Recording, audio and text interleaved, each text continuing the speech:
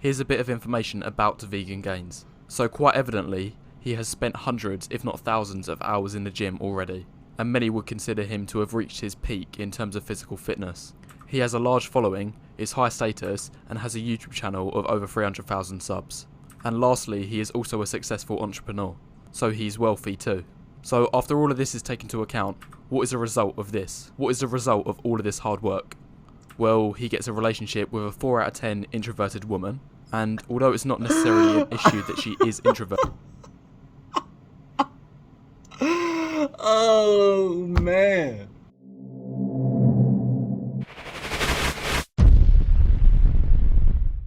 What up, what up, what up? This is your boy Agree to Disagree coming at you with another video review. Now, the video that we are reviewing today is called The Worst Dating Advice You'll Hear, Debunking the Red Pill.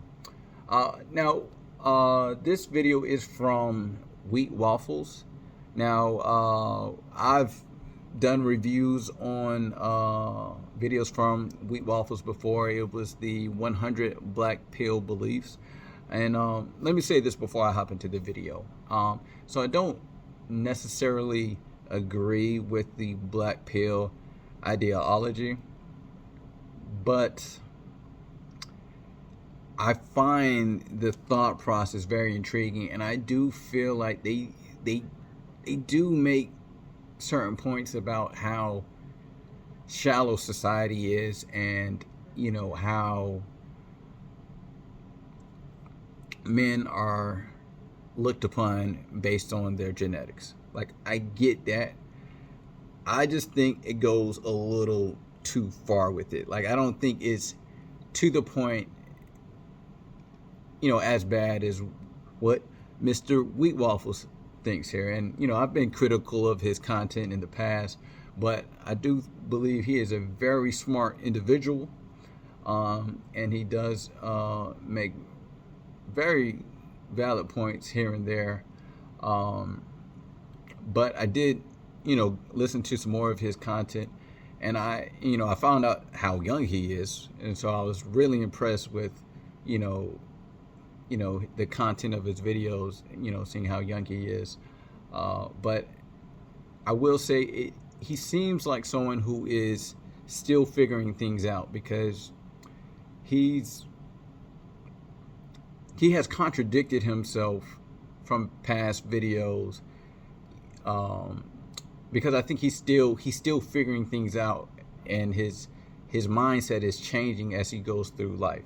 So what I do want to say is, like, when you guys are out here taking advice from these YouTube gurus, like, be careful about who you take advice from, because a lot of these guys are quoting things that they learned from in a book or have heard from someone else. A lot of these guys aren't really living this shit. All right. Now me, I done lived this shit.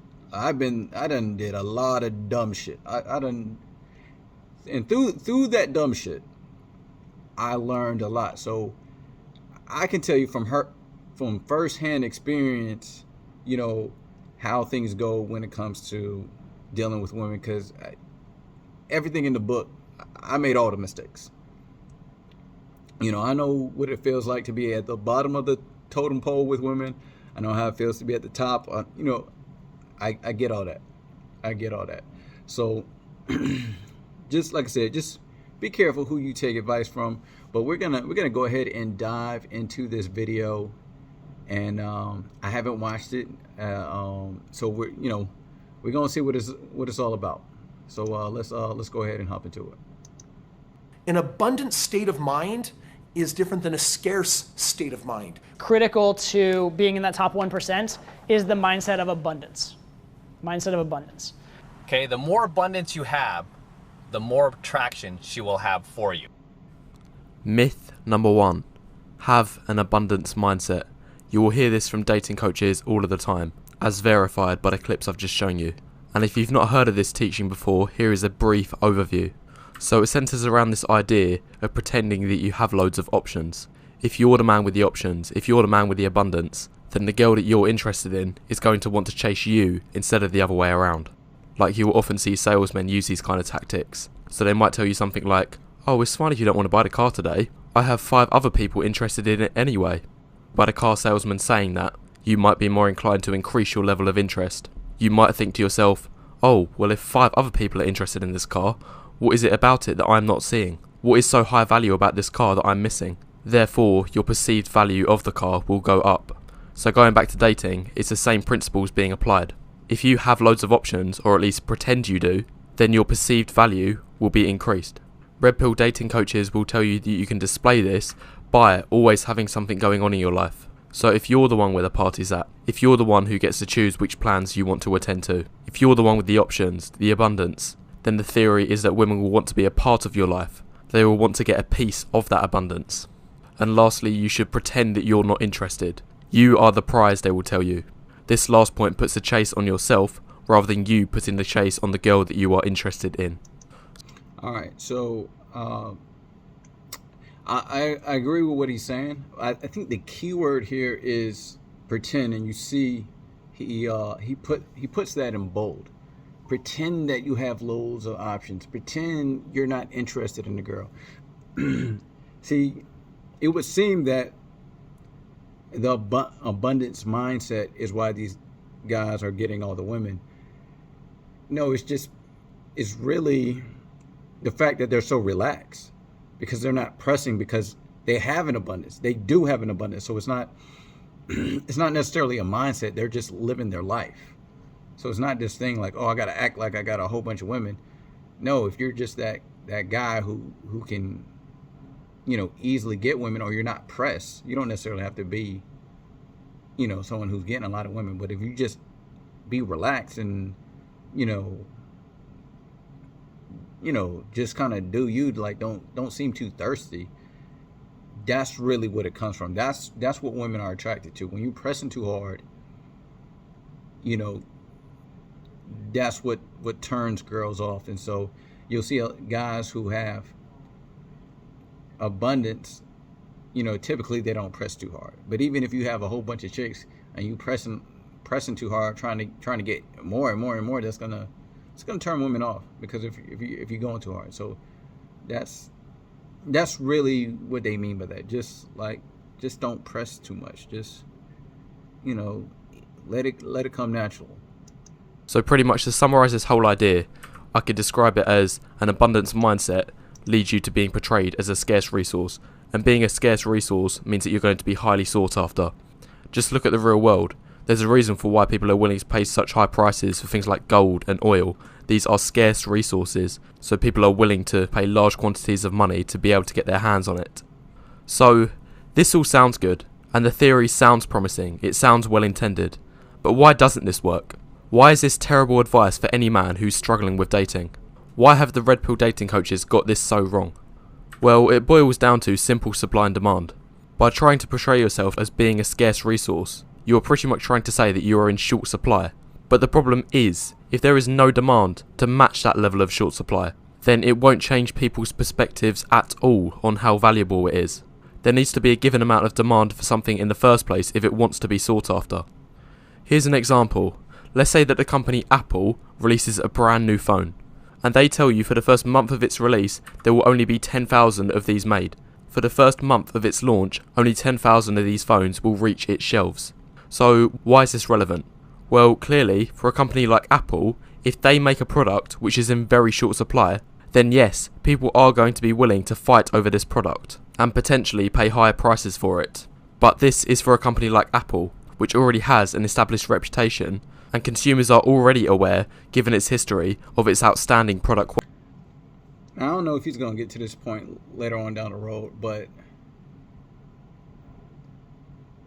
I feel like the key is to actually be a person of value. Like you have to, if you're like that that mindset works if you are actually like the top 10% guy, where now you are a rare commodity, because 90% of you got better traits than 90% of the other guys out there. And so that's when this this thing works. So I don't know if he's gonna get to that, later on in this, but we'll see. Quality. Meanwhile, let's say that another phone company plays the exact same tactic of only producing 10,000 phones for the first month of release, and it's from some company that you've never heard of before. It's just called Best Phones. What reaction will be expressed after this is played out? Well, people would laugh. They would find it hilarious. People are going to say things like, nobody wants your junk phone anyway. Why would making a phone that nobody's ever heard of, that is probably of rubbish quality, a scarce resource, make any difference? What's funny is I can imagine women saying that to a dude, like, nobody wants your bum ass anyway, like, facts. For people's level of interest? It's quite simple, it wouldn't. This company would be a laughing stock. So my question to the Red Pill dating coaches is, why would this be any different for when it comes to dating? Again, same principles being applied. Let's say that we have some below average man who's trying to pretend that he's the one with loads of options. He's the one of high value. What is going to be a woman's reaction to this? I mean, come on, it goes without saying. They're not going to care. They are going to laugh in your face. They are going to think you are delusional because of that disparity of how valuable you think you are to how valuable you actually are. Be real for a second. If Todd Valentine, who's one of the dating coaches that I showed in the clip at the beginning, if this man told women that he was swamped with options, he was the one with the abundance, would anyone be at all convinced by this narrative? It's laughable. It's laughable. I can summarise this first point with just this quote. It's messed up. I don't care how scarce you make a piece of shit, no one will want it. And today's below average men to women are like a piece of shit. So that's point number one. And now I've got that out the way, now is a good time to press the like button of the video and leave any thoughts you have in the comments below, as it helps the YouTube algorithm. Anyway, moving on to the second red pill myth in relation to dating. Just go to the gym, bro. Again, you will hear this from red pill dating coaches all of the time, telling you how important it is to look after your body and be in good physical condition. Now before I start, I just want to say that I'm not going to deny the fact that going to the gym and losing weight is a viable option in terms of increasing your SMV. It does make a huge difference. However, I am going to outline 4 times, yes 4 times, where going to the gym will not work. If you fall into any one of these 4 categories, then going to the gym may as well be pointless. And in fact, it will only cause you detriment. It will make your situation even worse than it was before. So number 1, and this should come as no surprise to you, manletism. This is when a man of below average height goes to the gym, and rather than making him look more dominant, more alpha, he ends up just looking like a pathetic, little, aggressive, angry leprechaun. It looks like you're overcompensating, and women aren't going to find this attractive. As for the cutoff point, in my opinion, manlet height begins at 5'9" or below, so if you're in that 5'8", 5'9" range, then you might start looking like a bit of a manlet, and 40% of men are below this height. But I believe it gets severe for anyone who's less than 5'7". This is super manlet territory, and it's definitely not worth putting in the time and effort to go to the gym at this height. And 15% of men, roughly 1 in 7, fall into this category of being 5'7" or below. The second time going to the gym will cause more harm than good, is what I call frameletism. This is when your skeletal structure prevents you from having an aesthetic body, and these can be denoted by having sloped shoulders, such as these 2 men here, having improper hip, waist and shoulder ratios. So if we take a look at this man here, his shoulders aren't much broader than his waist or hips, and that is largely going to be determined by the bones in his frame. Having misshapen or warped abs, such as this man on the left here, and also having disproportionate limb length, such as this man with noticeably short arms, and so on. And the point I'm trying to make is that all of these things are determined at birth by your genetics, therefore going to the gym won't necessarily give you an aesthetic body. Number 3, lankletism. Have you ever seen one of those guys where no matter how much they go to the gym, no matter how much they eat or how much protein they take, they simply remain skinny? And combined with tall height, this can exacerbate this idea of lankletism. Lastly, moving on to point number 4, where going to the gym will not help you. Gym selling. This is where a man has a very subpar face, on top of a very attractive, aesthetic, lean body. There's a very simple reason for why each of these men isn't attractive, and I can sum it up in just one word: compensation. A good body complements a good face, not the other way round. And in my opinion, these men have actually made their situation even worse by going to the gym. The disparity between their subpar face and gym body is laughable. I want to pay closer attention to this man, who some of you might recognise as Vegan Gains, to elaborate on my point even further. This is what will happen to you if you try dating as a gym cell. So this is Vegan Gains and his partner Jasmine. Here's a bit of information about Vegan Gains. So quite evidently, he has spent hundreds, if not thousands, of hours in the gym already, and many would consider him to have reached his peak in terms of physical fitness. He has a large following, is high status, and has a YouTube channel of over 300,000 subs. And lastly, he is also a successful entrepreneur, so he's wealthy too.